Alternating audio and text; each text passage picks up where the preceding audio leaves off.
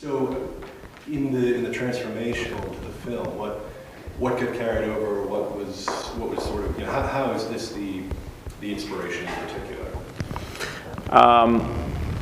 I started out thinking about it, I would say, on kind of an intellectual basis like that, of saying, okay, how do I turn this into a movie? And what I wound up doing instead is using more of like a stream of consciousness kind of a mentality. Now, I've been a storyteller for a long time, so it comes relatively natural to me to develop conflicts between characters and plots where you know one character's interested in one thing and another one in another thing, and you know, you reveal information to the audience as you tell a story. That's how mysteries work.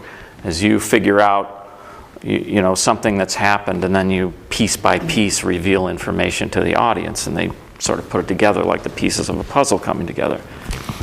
But what I found out is that when I originally was thinking about how to adapt a poem, I was thinking strictly of, okay, this has to be now about a guy who is pining for a girl who died, and they're very young, because he says, you know, she was a child and I was a child. And I realized this is not going to work. This is just not going to work as a movie. So I thought, well, instead of taking only the poem, let's take the poem as the beginning of a story that keeps going. So what if, and I don't want to give too much away about what the movie is, but it's kind of like, what if this happened in the past? All of this in the poem happened in the past, and then as a result, a whole nother story developed from this that happened in the past, and how powerful the emotions were of this man who loved this girl. Because the great thing about the poem, to me, is really that it's about love. And as dark and tragic as life can be, I think it reminds me of the great love story Romeo and Juliet. It has a tragic ending. A lot of people say, oh, Romeo and Juliet, it ends so sadly. It's just tragic. I mean, everything goes straight to hell. They kill each other. And they commit suicide. That's the end of it. But that's not true. The end of Romeo and Juliet is that love triumphs, because the two families who were adversaries, they understand each other. The deaths of these two young people bring the two families together, and so love actually triumphs at the end of Romeo and Juliet. And to me, what's great about Annabel Lee, it's almost a defiant kind of position that Edgar Allan Poe takes, because he describes how the angels not half so happy in heaven when envying her and me. He's saying our love was so great that it was beyond heaven, that the angels envied us. That's how powerful it was. And so he's saying that, you know, his love, despite the fact that the woman is dead, the love goes on.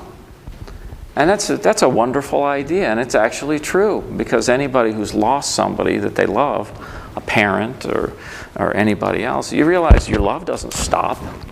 The love keeps going on. Well, that's a great thing. That's a positive thing. So I think that's why that poem has survived the test of time, is because what we respond to is love, and that it transcends even death. And that's a great idea. And so I used things like that as that theme. I said, now that's something I can carry on, that love is timeless, that it keeps going. And there's an aspect of, let's say, the concept of the ghost. What is a ghost?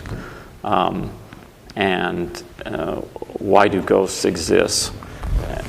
And I thought, you know, for this story, if you used kind of the concept of a ghost, the ghost is something that you can use as a means of bringing about poetic justice, so that, you know, a ghost can provide hints to people in the present as to what happened that was evil in the past so that justice can be brought about.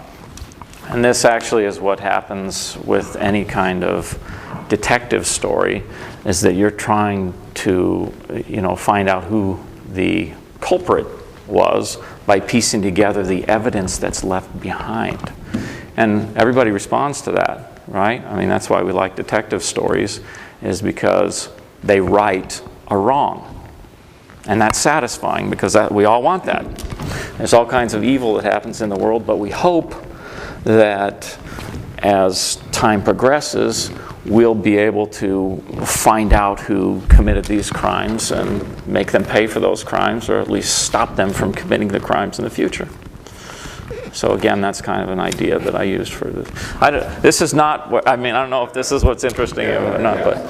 When I asked you about the tone that you were going for when you expanded Annabel Lee into the movie, what I'm thinking about is back in the 60s, in the Corman Poe films, the only other one that was based on a poem was The Raven, which he took into one of the campiest comedies that's ever made. And I assume that's not where you're headed here. No, I didn't do that. I think I stayed true to the spirit of Edgar Allan Poe, and that is that what was appealing to me, and this is just as about me as a filmmaker, what do I care about? I enjoy putting an audience in a situation where they are in fear, they're worried, they care about the characters, and they're worried what's going to happen to them. So there's a certain amount of the movie that's quite frightening. But I also really love the kind of dreamlike imagery of a lot of Edgar Allan Poe's work, and there's a lot of dream scenes in this movie. And one of the things you can do when you're making a film that's kind of fun is you can play with the audience's perceptions. So you might not know what's reality and what's a dream while you're watching this. Is this something that this guy is dreaming, or is it something that he's actually experiencing? And you might not know till the very end of the movie. And it's fun to play with that. And I think as a viewer, it's also fun because you're trying to figure it out. This movie is engaging from the standpoint that enough of it is a mystery that if you get involved in the story, you have to pay attention to see if you can figure out what's going on.